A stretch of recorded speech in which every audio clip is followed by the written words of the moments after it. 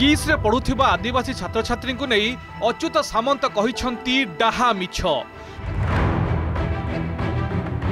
विभिन्न public forum सह 5 वर्ष तले एक बड़ टीवी शो रे अच्युत कहिथिले सांघातिक मिछ। किट लाभर 5% और किट कर्मचारी दरमार 3% किस को देउथिबा कहिथिले अच्युत। एमिति कि वर्ष को किस पाई 100 कोटी टंका खर्च होउथिबा सुनाइथिले। हेले अच्युतंक एसबु कथार सत्यता केते जानिबाकू सूचना अधिकार आईन बल में तथ्य मागिथिले आरटीआई कर्मी। हेले उत्तर आसिला आमे आरटीआई अधीन रे आसु नाहु। एमिति कि सरकारी अधिकारी भी किस बाबद में सेतेबेले तथ्य देबाकू सफा सफा मना करथिले।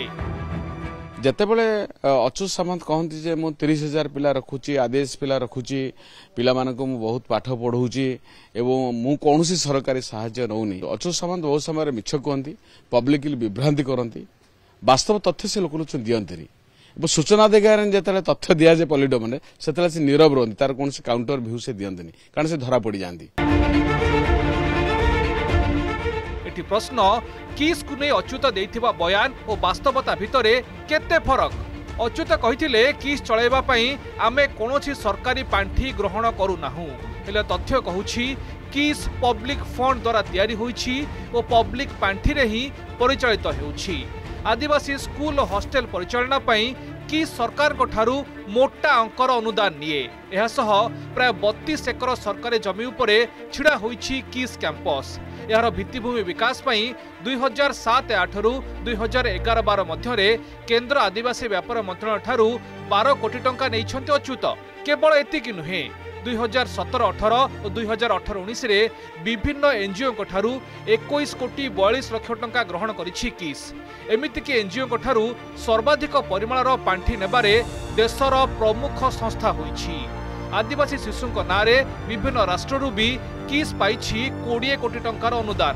तासह आदिवासी पिलांक मैट्रिक परवर्ती छात्रवृत्ति बाबद प्रति वर्ष राज्य सरकार को ठारू पाए 5 कोटी टंका। यह व्यतीत राज्य सरकार को ठारू दीर्घ वर्ष धरी रिहाती दर में चाउल पाई आसुछि संस्था। 2017 विधानसभा तथ्य अनुसार किस आदिवासी स्कूल लगी राज्य सरकार प्रति मासरे 75 टन चाउल जोगाउछंती। अर्थात प्रति वर्ष किस को चाउल देवा बाबद सरकार खर्च करुछंती प्राय 22 कोटी 50 लाख टंका। एमिति कि भुवनेश्वर स्थित किस रे 30,000 आदिवासी पिला पढ़ुथिबा कहिथिले अच्युत। हेले आरटीआई बल ए तथ्य भी संपृक्त अनुष्ठान देला नाही। एमिति कि खोर्धा जिलापाल और एससी/एसटी विभाग मध्य एने तथ्य नथिबा जणाइथिले। स्कूल गणशिक्षा विभाग तथ्य अनुसार 2021-22 रे पढ़ुथिले 16,765 छात्र छात्री। सूचना अधिकार जति तथ्य हासिल करिजु 30,000 हेइनी। तो सदाबेले किट अनुष्ठानर मैनेजमेंट तार जो परिचालनागत दिग सदाबेले स्वच्छतार बाहर थाए।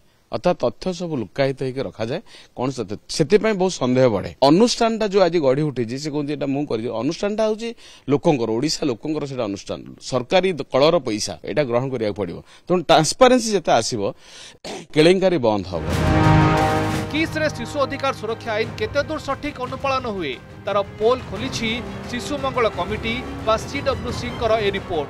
किस हॉस्टेल जांच पाई कोनोसी सरकारी अधिकारी को अनुमति मिली न थाए। अनेक दाबी परे खोर्धा सीडब्ल्यूसी पक्षरु 2017 रे कैंपस जांच होइथिला।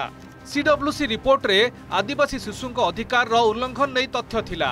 2017 सुधा राज्य सरकार को आदिवासी व्यापार विभाग ठारू स्वीकृति पाई नथिला किस। पिलांक पई हॉस्टेल नथिला पर्याप्त शौचालय। 400 पिलांक पई थिले मात्र 2 जण सुपरवाइजर।